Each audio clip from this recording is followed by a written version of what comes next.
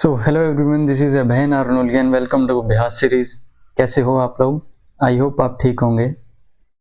तो आज की इस वीडियो में हम करेंगे एंशिएंट इंडियन हिस्ट्री के सोर्सेज और देखेंगे कि सोर्सेज जो हैं वो इतिहास को समझने के लिए कैसे हेल्पफुल हो सकते हैं। ठीक है, तो आइए करते हैं स्टार्ट। और अगर किसी ने चैनल को सब्सक्राइब नहीं किया हो तो प्लीज़ कर लें, क्योंकि यहाँ पर हम टू द पॉइंट हिस्ट्री को समझने की कोशिश करते हैं, प्रयास करते हैं। तो आइए बढ़ते हैं आगे।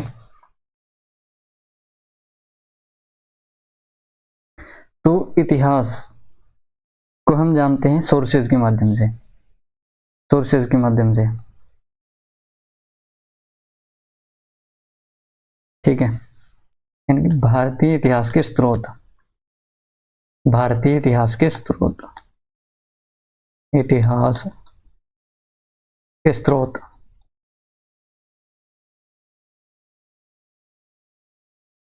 भारतीय इतिहास के स्रोत इसे हम तीन टाइप्स में कैटेगराइज करते हैं: पुरातात्विक स्रोत, पुरातात्विक स्रोत, पुरातात्विक स्रोत, साहित्यिक स्रोत, साहित्यिक स्रोत, और विदेशी यात्रियों का विवरण। विदेशी यात्रियों का विवरण, विदेशी यात्रियों का विवरण। ठीक है,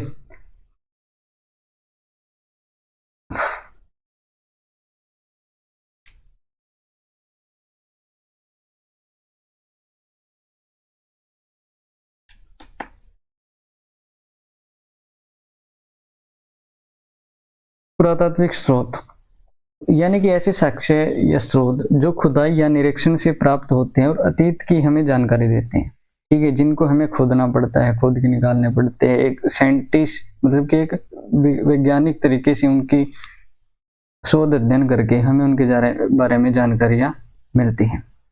साहित्यिक स्रोत यानी कि ऐसे स्रोत जो लिखित रूप में मिलते हैं हमें, जिनको पढ़ के हमें जानकारी इकट्ठा कर पाते हैं। विदेशी यात्रियों के विवरण यानी कि प्राचीन समय में आने वाले वो ट्रेवलर्स जो जिन्होंने यहाँ आके अपने देश में आके जो समझा, जो अनुभव किया, उन्होंने उन चीज़ों को अपने ग्रंथों में या फिर अपनी पुस्तकों में लिखा, उनका विवरण वहाँ चढ़ाया। उन चीज़ों को पढ़ के हम उस टाइम के अपने प्राचीन समय के बारे में, उनकी स्थिति के बारे में समझ पाते हैं कि तब सोशियो और कल्चरल और इकोनॉमिकल सिचुएशंस क्या थी। ठीक है, उसके बाद में अगर हम देखें तो पुरातात्विक स्रोत की बात करें तो इसकी पुरातात्विक स्रोत की, तो पुरातात्विक स्रोत में हम सिक्कों के बारे में पढ़ते हैं। इसके बारे में, सिक्कों के बारे में, सिक्कों और अभिलेखों के बारे में। अभिलेखों, अभिलेखों, ठीक है, यह हम पढ़ेंगे सिक्कों के बारे में और अभिलेखों के बारे में। अब देखो,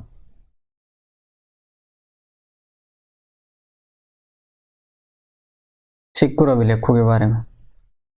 इतिहास के विभिन्न पहलुओं को समझने में सिक्कों का एक महत्वपूर्ण स्थान है। सिक्के हमें क्या चीजें बताते हैं? व्यापार की जानकारी बता देते हैं, व्यापार के बारे में बता देते हैं, धार्मिक आस्थाओं के बारे में बता देते हैं, धार्मिक आस्था इनके बारे में बता देते हैं। ठीक है, किसी प्रशासन के बारे में जानकारी दे देते हैं, प्रशासन के बारे में। इन पर उपाधियां होती थी, इसके ऊपर होती थी उपाधियां, जो राजा विजय प्राप्त करके यानी कि सामने वाले ओपोजिशन को हरा करके एक विजेता के रूप में उपाधियां ग्रहण करता था, धारण करता था। वो उनको अपने सिक्कों पर भी अंकित करता था, जिससे हमें ये पता चल जाता है कि वो उसने कौन से युद्ध किए होंगे या फिर फलां शासक को हराया होगा। ठीक है, इस क्षेत्र में लड़ा गया होगा, उसी के अकॉर्डिंग उनकी उपाधियां होती थी। यह हमें कालक्रम का पता चल जाता है, कालक्रम की यानी कि युद्ध हुआ होगा, उपाधियां हैं तो वो किस समय पे हुआ होगा, किस शासक के बीच में हुआ होगा, तो हम इन चीज़ों से उनको समझ पाते हैं। यह हमें राजा की वंशावलियों के बारे में भी पता चल जाता है ना, सिक्कों के माध्यम से। ठीक है, अब अगर अभिलेख को समझे, अभिलेख यानी कि ऐसे लेख जो कठोर स्तर पर उत्कीर्ण किए गए थे, ठीक है, उनको हम बोलते हैं अभिलेख। अभिलेखों में भी हम मतलब कि क्या क्या देखते हैं, गुहालेख देखते हैं, गुहालेख। अब गुहालेख यानी कि प्राचीन जो गुफाएं होती थी उनकी छतों और दीवारों पर उनके पत्थरों को तराश कर लेख लिखे जाते थे। क्या लिखे जाते थे? लेख।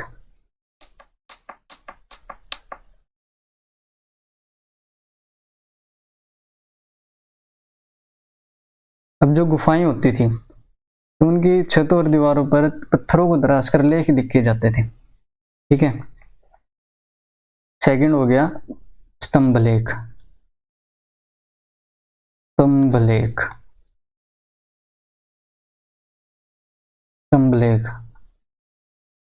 स्तंभ लेख यानी बड़े बड़े स्तंभों पर लेख खुदवाए जाते थे, वो स्तंभ लेख हो गया। मूर्ति लेख, मूर्ति लेख। मूर्ति लेख से मतलब कि अगर कोई प्रतिमा या मूर्ति है तो उसके आधार या उसकी मूर्ति के नीचे कई बार कुछ जानकारी अंकित होती थी, लिखा होता था, कई बार शासक का नाम लिखा होता था, है ना। कई बार देखने को मिल जाता है शासक का नाम, शिल्पकार, कालक्रम, समय, देवता के बारे में मूर्ति से हमें पता चल जाता है कि किस देवता की है, या फिर धार्मिक आस्थाओं का भी हमें पता चल जाता है। अगर वो गोल्ड की या धातु की, किस धातु की बनी है, तो उससे हमें उसकी आर्थिक स्थितियों का पता चल जाता है। ये मूर्ति, ठीक है, इन चीजों से हम ये सीख जाते हैं। उसके बाद में अगर आप देखो तो जो प्रशस्तियां होती थी, प्रशस्तियां या प्रशंसा पत्र, ये राजा की प्रशंसा के रूप में लिखे जाते थे, ठीक है। जो प्रशस्तियां होती थी वो राजाओं की उपलब्धियां, वीरता और वंशावलियों का वर्णन करती है, और ये प्रशंसा के रूप में लिखी जाती थी। राजा के दरबारी भी लिखते थे, कई बार दान की अभिलाषा के रूप में कि हमें अत्यधिक दान मिलेगा, या फिर पदोन्नति के चक्कर में, ठीक है। उसके बाद में अगर आप देखोगे तो ताम्र लेख या ताम्रपत्र, ताम्र लेख,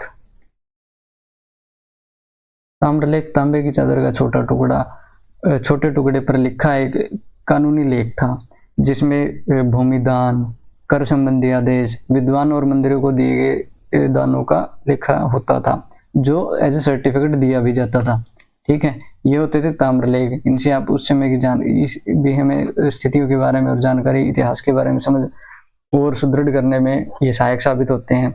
उसके बाद में आप देखते हो स्मारक या स्थापत्य कला, स्मारक या स्थापत्य कला, स्थापत्य कला, ठीक है। जो स्मारक या स्थापत्य कला, इसके बारे में अगर हम देखें तो ये इतिहास के भौतिक साक्ष्य हैं जो प्राचीन संस्कृतियों, शासकों की शक्ति, कलात्मक विकास और तकनीकी कुशलता को दर्शाते हैं, ठीक है। तो हमें गुहालेख, स्तंभलेख, मूर्तिलेख, प्रशस्तियां और ताम्रलेख, स्मारक या स्थापत्य कला, इन सारी चीजों के माध्यम से हम इतिहास को समझ पाते हैं, ठीक है।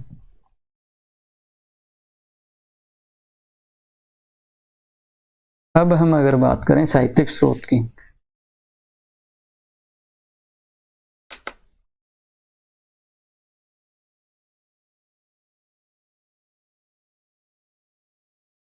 साहित्यिक स्रोत,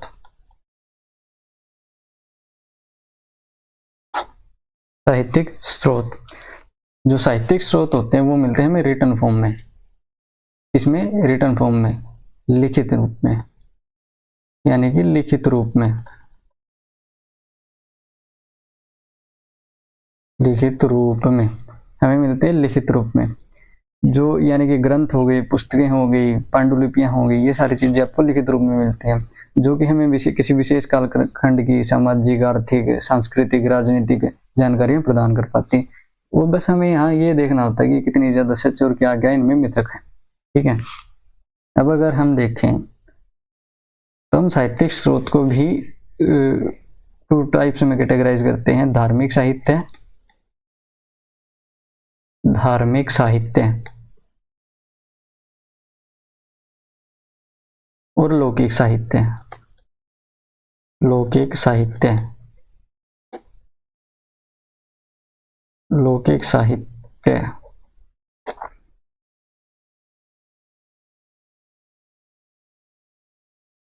धार्मिक और लौकिक साहित्य। धार्मिक साहित्य में आप क्या देखोगे और लौकिक साहित्य में आप क्या देखोगे? धार्मिक साहित्य में आप पढ़ते हो ब्राह्मण या वैदिक साहित्य। क्या पढ़ते हो? ब्राह्मण या वैदिक साहित्य।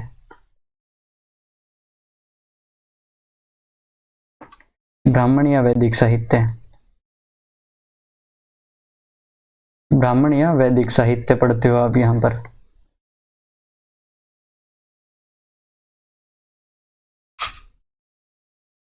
ब्राह्मण या वैदिक साहित्य। उसके बाद में यहाँ बौद्धिक साहित्य पढ़ते हो।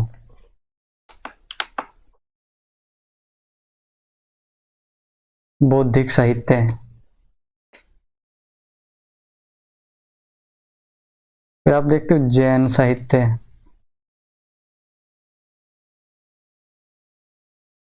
जैन साहित्य।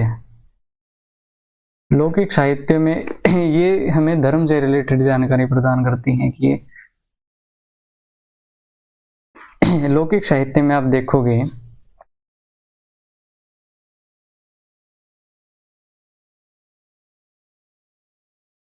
कि ऐसी मतलब कि ऐसे साहित्य जो आपको उस समय के सामाजिक, सांस्कृतिक और राजनीतिक अवस्था स्थितियों के बारे में जानकारी दे पाते हैं। जैसे कि कौटिल्य का अर्थशास्त्र। कौटिल्य का अर्थशास्त्र हो गया। कल्हण की राजतरंगिणी हो गई।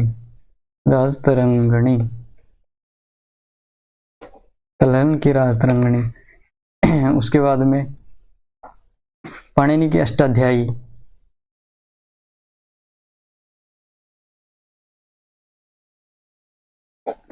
पाणिनि की अष्टाध्यायी और विशाखा दत्त की मुद्रा राक्षस।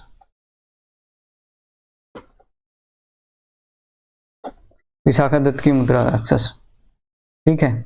साहित्यिक स्रोत में ये देखा हमने कि साहित्यिक स्रोत ऐसे जो कि हमें लिखित रूप में मिलते हैं, रिटर्न फॉर्म में मिलते हैं, जो कि धार्मिक साहित्य और लौकिक साहित्य में हम इनको समझते हैं। ब्राह्मण, वैदिक और बौद्धिक या जैन साहित्य ये आपको देखने को मिलेंगे धार्मिक साहित्य में। लौकिक साहित्य में आप ऐसी ग्रंथों को पढ़ोगे जिनसे आपको सामाजिक, राजनीतिक और सांस्कृतिक चीजों के बारे में आप स्थितियों के बारे में आप समझ पाओ। ठीक है।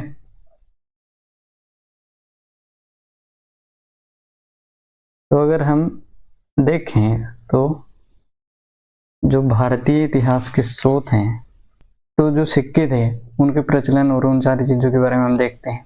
206 ईस्वी से 300 ईस्वी तक का जो भारतीय इतिहास का ज्ञान है वो मुख्यतः मुद्राओं पर आधारित है। ठीक है।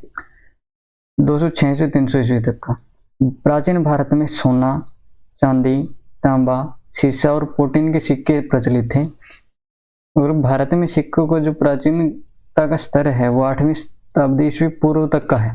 ठीक है। और रेगुलर बेस पे जो सिक्के हमें देखने को मिलते हैं वो 6ठी सदी ईस्वी पूर्व से ही प्रचलन में देखने को मिलते हैं। ठीक है। उसके बाद में अगर सबसे अधिक तांबे, चांदी और सोने के जो सिक्के हैं वो मौर्योत्तर युग के हैं, मौर्य के पीरियड के। मुद्राओं की सहायता से हम संबंधित काल के धार्मिक, विश्वास, कला, शासन पद्धति और विजय अभियानों का ज्ञान प्राप्त कर सकते हैं।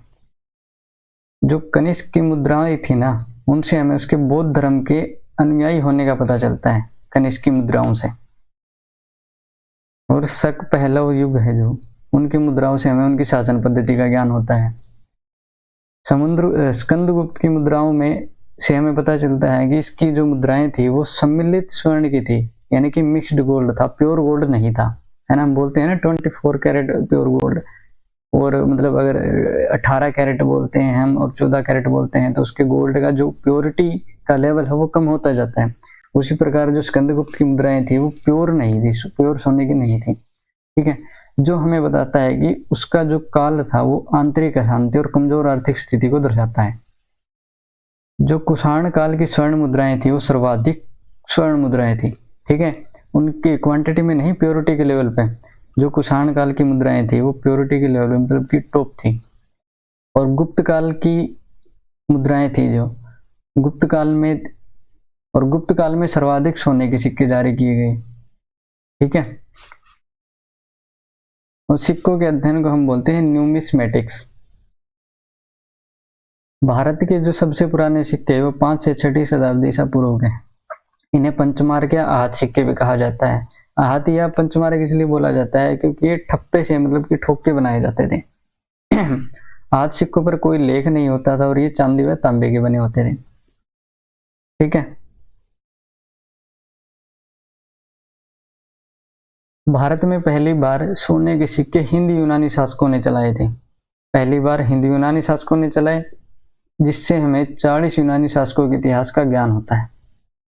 पहली बार शुद्ध सोने के सिक्के कुषाण शासकों ने चलाए जो कि 124 ग्रेन के थे। सर्वाधिक तांबे के सिक्के कुषाणों ने चलाए क्वांटिटी में। अब जो तांबे के सिक्के हैं ना, जो क्वांटिटी में सबसे ज्यादा चलाए कुषाणों ने, और शुद्ध सोने के भी कुषाणों ने चलाए जो कि 124 ग्रेन के थे। कुषाण शासक विम कैटफिशेस के सिक्कों पर बैल और शिव का चित्र मिलता है आपको, जिससे हमें उसकी शिव से हमें उनकी धार्मिक आस्थाओं का पता चलता है कि ये शिव की पूजा करते होंगे। कुषाणों के सिक्कों पर फारसी यूनानी देवताओं के चित्र है, इससे भी हमें उनकी धार्मिक आस्थाओं का पता चलता है। जो समुद्रगुप्त के सिक्के थे उस पर उसे वीणा बजाते हुए उकेरा गया है, जिससे हम समझते हैं कि ये क्या था, संगीत प्रिय। संगीत प्रिय।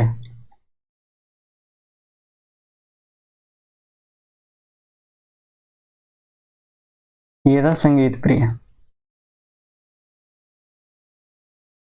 ठीक है। जो सातवां नरेश थे, जो यज्ञ श्री सातकर्णी, उनके सिक्कों पर हमें जलयान का अंकन मिलता है। ठीक है।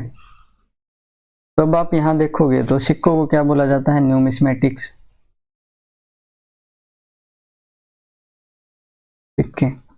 सिक्कों को क्या बोला जाता है, न्यूमिस्मेटिक्स। Numismatics matics.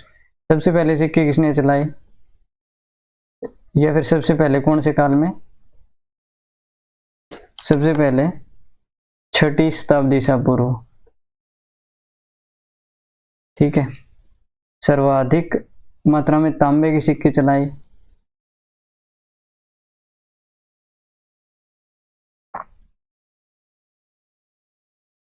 सर्वाधिक तांबे के सिक्के कुषाणों ने चलाए। कुषाणों ने। ठीक है। उसके बाद में जो कुषाणों के सिक्के पर थे उन पर यूनानी देवताओं के चित्र भी हैं। कुषाणों ने ही शुद्ध सोने के सिक्के चलाए, शुद्ध स्वर्ण के। ठीक है। ये सारी चीजें आपको यहाँ पर देखने को मिलेगी।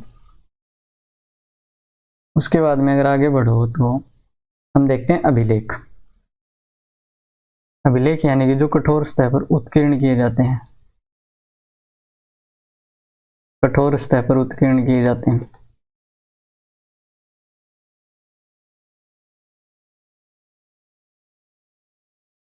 कठोर सतह पर उत्कीर्ण किए जाते हैं। ठीक है। अभिलेखों के अध्ययन को एपिग्राफी कहते हैं। और जो संस्कृत का सबसे पुराना अभिलेख, संस्कृत का सबसे पुराना, वो है रुद्रदमन का जूनागढ़ अभिलेख। ठीक है। अभिलेख सर्वाधिक महत्वपूर्ण साक्ष्य माने जाते हैं क्योंकि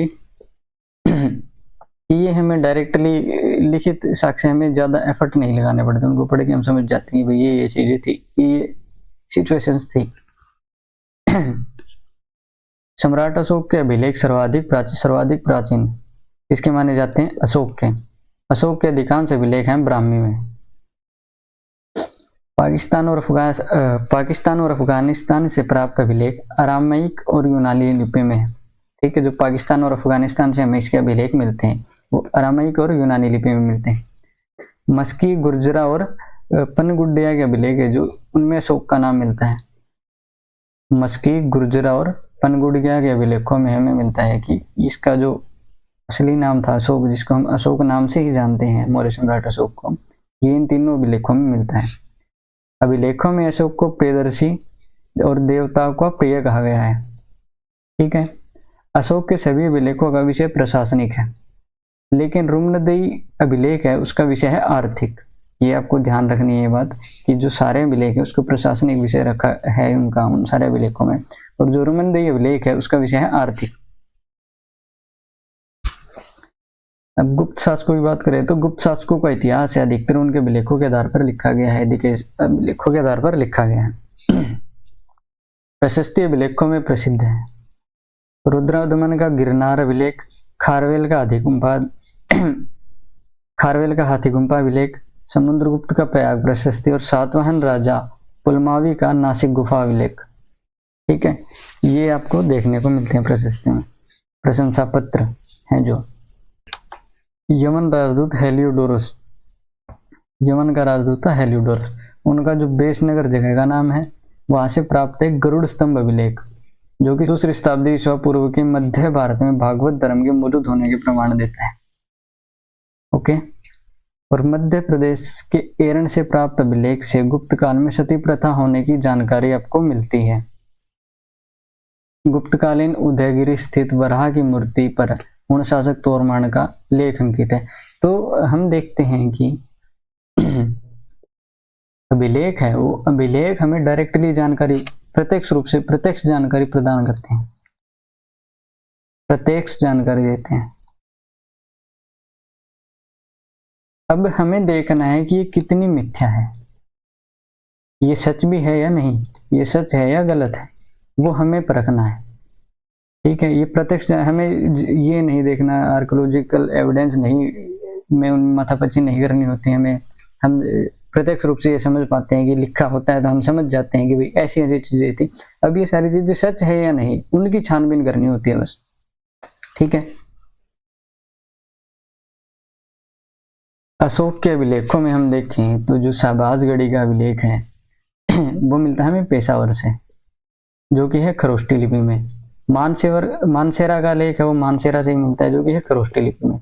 ये दो हैं खरोष्टी लिपि में, बाकी सारे हैं ब्राह्मी लिपि में, बाकी सारे हैं ब्राह्मी लिपि में। ठीक है, जो कलसी का जो देहरादून है, कलसी का अभिलेख हमें देहरादून से मिलता है, गिरनार जूनागढ़ से मिलता है, एरागुडी का वो कुरनूल से मिलता है, और धौली है जो पूरी जगन्नाथ उड़ीसा से मिलता है, चोपड़ा हमें थाने से मिलता है।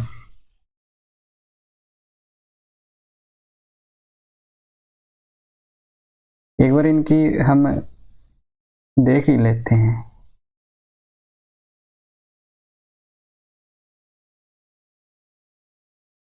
अगर आपको दिख रहा हो तो यहाँ है शहबाजगढ़ी का अभिलेख, यहाँ है मानसेरा का अभिलेख,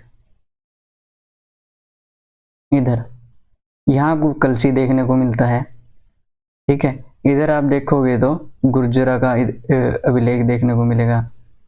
यहाँ नीचे देखोगे तो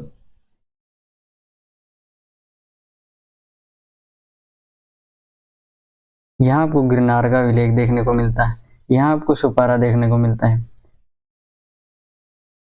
इधर देखोगे तो आप मस्की देखने को मिलता है, इधर ही उडगोलम और नित्तुर देखने को मिलता है, एरोगुडी भी यहीं देखने को मिलता है आपको अभिलेख। कलशी यहाँ देखने को मिलता है। तो यहाँ आप उनकी अशोक के जो शिलालेख थे उनको आप यहाँ देख सकते हो, कि उनकी साइट को देख सकते हो।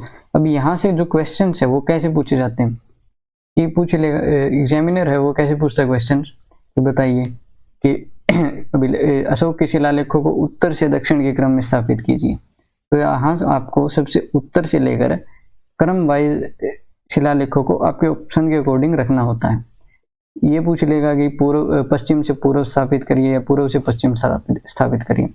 तो आप लोकेशन अगर आप एक बार चेक कर लोगे तो ये सारी चीजें आपकी सॉर्ट आउट हो जाएंगी और आपका क्वेश्चन बन जाएगा।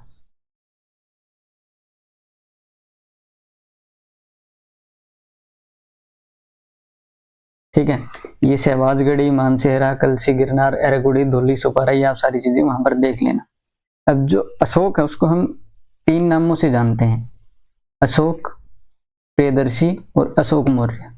ठीक है, जो अशोक था इसका जो ये व्यक्तिगत नाम था, इसको जनरली इसको यही लिया जाता था। प्रियदर्शी इसका आधिकारिक नाम था और अशोक मौर्य इसके जूनागढ़ अभिलेख में मिलता है। और अशोक नाम है वो मिलता है हमें मस्की में, गुर्जरा में, नेतुर में और उड़ेगोलम अभिलेख में। ठीक है, अशोक के अभिलेखों के बारे में आपको यहाँ अब क्या करना है, इन अभिलेखों के आपको क्रम स्थापित करना है, क्रम स्थापित नोट्स बना लेना। उत्तर से दक्षिण, उत्तर से दक्षिण और पूर्व से पश्चिम,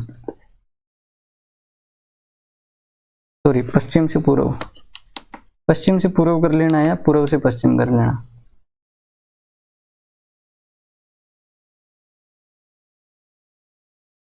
पश्चिम से पूर्व या पूर्व से पश्चिम, ठीक है। दक्षिण से उत्तर या उत्तर से दक्षिण वो आप अपनी सुविधा के अनुसार देख लेना, लेकिन ये कर लेना, ठीक है। अगर हम देखें विदेशी अभिलेखों के बारे में, तो विदेशी अभिलेखों में जो सबसे पुराना अभिलेख है 1400 ईस्वी पूर्व का है, एशिया माइनर का बोगुजकुई अभिलेख। बोगुजकुई से एशिया माइनर का अभिलेख है जो बोगुजकुई से प्राप्त हुआ है। इसमें आपको इंद्रमित्र, वरुण और नास्ते देवताओं के नाम देखने को मिलते हैं, ठीक है। और जो पर्सिपोलस तथा बेस्तून अभिलेख है, इनसे हमें पता चलता है कि जो ईरानी सम्राट दारा प्रथम था, इसने 516 ईस्वी पूर्व में सिंधु नदी घाटी के क्षेत्रों पर अधिकार कर लिया था, ठीक है। ठीक है, जो मिस्र में तेलुगुल अमनों में मिट्टी की तख्तियां मिली हैं जिन पर बेबीलोनिया के कुछ शासकों के नाम उत्कीर्ण हैं, जो ईरानी और भारत के आर्य शासकों के नामों से मिलते जुलते हैं, ठीक है। ये हमें कल्चरल आदान प्रदान की चीजें, क्योंकि वहां भी थोड़ा थोड़ा अगर सिमिलर कल्चर होता है कई स्थानों के आसपास, कई स्थानों पर एक दूसरे से मिलता कल्चर देखने को मिलता है, तो हमें उनके नामों में भी सिमिलरिटीज देखने को मिल जाती है, ठीक है। उसके बाद में आप देखोगे अगर मूर्तिकला मौर्य काल में निर्मित विभिन्न मूर्तियों जैसे ग्वालियर के मणिभद्र की मूर्ति, धोला का हाथी, परखम का यक्ष तथा दीदारगंज की यक्षिणी आदि प्रसिद्ध है, ठीक है। जो मौर्य काल में बनी थी ये चीजें, जो कि कलात्मक पुरातात्विक साक्ष्य है, बहुत ज्यादा इंपॉर्टेंट। मूर्तिकला में आप गांधार कला, मथुरा कला, तो कनिष्क के सिर की विहीन मूर्ति से तत्कालीन विन्यास की जानकारी प्राप्त होती है, ओके।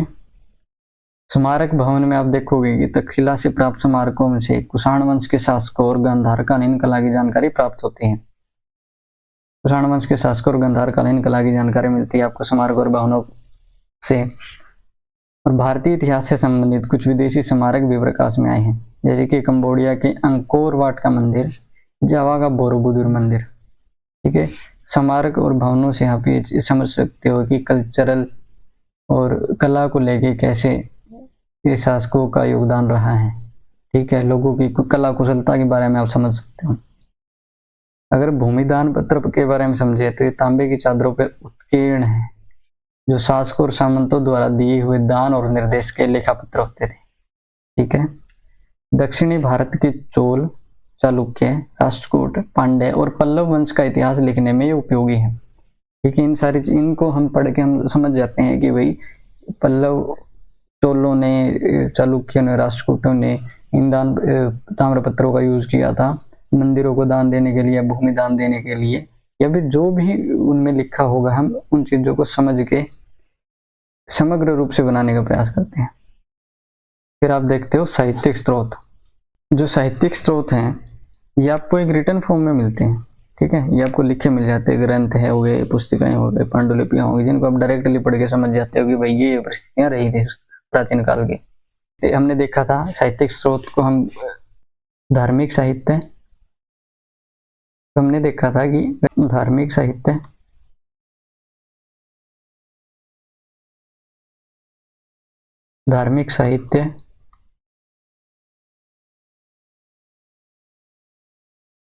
और लौकिक साहित्य।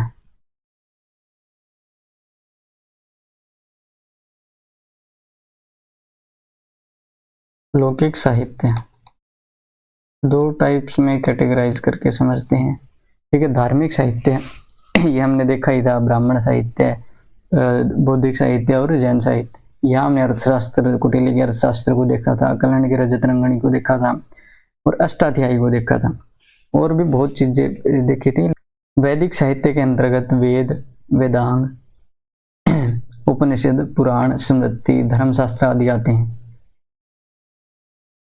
ठीक है। और अथर्ववेद में अंग एवं महाजनपद का उल्लेख मिलता है आपको। जो हमें अथर्ववेद से क्या जानकारी देखने को मिलती है आपको, अंग और महाजनपद का उल्लेख, आर्यों द्वारा नार्यों की संस्कृति को अपनाने का भी उल्लेख मिलता है अथर्ववेद में। मत्स्य पुराण में सातवाहन वंश के विषय की जानकारी मिलती है और सर्वाधिक प्राचीन एवं प्रमाणिक पुराण भी यही है, मत्स्य पुराण। विष्णु पुराण से मौर्य वंश और गुप्त वंश की जानकारी मिलती है। वायु पुराण से शुंग और गुप्त वंश की जानकारी मिलती है। और बौद्ध ग्रंथ है जो कि संस्कृत में लिखे गए थे पहले के टाइम पे, स्टार्टिंग में बिल्कुल, वहां से हमें महावस्तु तथा ललित विस्तार में महात्मा बुद्ध के जीवन चरित्र का उल्लेख मिलता है। दिव्य उद्यान में परवर्ती मौर्य शासकों और शुंग राजा पुष्यमित्र शुंग का उल्लेख मिलता है। परिशिष्ट पर्वन नामक जैन ग्रंथ से पता चलता है कि मौर्य शासक चंद्रगुप्त अपने जीवन के अंतिम काल में जैन धर्म को अपना लिया था और श्रवण बेलगोला में रहकर उपवास द्वारा प्राण त्याग दिए, जिसे हम संलेखना पद्धति भी कहते हैं। संलेखना विधि के द्वारा या पद्धति के द्वारा हम बोलते हैं कि उन्होंने प्राण त्याग दिए थे। जैन ग्रंथ भगवती सूत्र से 16 महाजनपदों के अस्तित्व का पता चलता है हमें, ठीक है। जो भद्रबाहु चरित से चंद्रगुप्त मौर्य के राज्यकाल की घटनाओं पर भी प्रकाश पड़ता है। ये सारी चीजें हमें साहित्यिक स्रोतों से पता चलती है। ये हम, ठीक है, जब हम सारी चीजों को पढ़ेंगे टू द एक टॉपिक वाइज चीजों को लेके चलेंगे कि भाई ये टाइम पीरियड हम पढ़ रहे हैं, इस डायनेस्टी को हम पढ़ रहे हैं, तो उनके सोर्सेज को भी तभी पढ़ते चलेंगे कि इन मौर्य वंश की जानकारी हमें इन चीजों के बारे में मिलती है। अर्थशास्त्र से पता चलता है, भगवती सूत्र से हमें महाजनपदों के बारे में पता चलता है। जो भी हम टाइम पीरियड पढ़ेंगे उसी के अकॉर्डिंग उनके सोर्सेज को भी देखते चलेंगे। यहाँ हमने सिर्फ इतना जानने का प्रयास किया है कि हिस्ट्री के जो सोर्सेज, वो हिस्ट्री को जानने के लिए कैसे कारगर साबित होते हैं, ठीक है, वो कैसे उनको जो बीच का गैप उनको कैसे फिलअप कर पाते हैं, ठीक है। तो आई होप आपको ये वीडियो पसंद आई होगी। अगर इस वीडियो से आपको बेनिफिट मिलता है तो प्लीज़ इसको लाइक करें, चैनल को सब्सक्राइब करें और कोई सजेशन हो तो कमेंट में ज़रूर दें।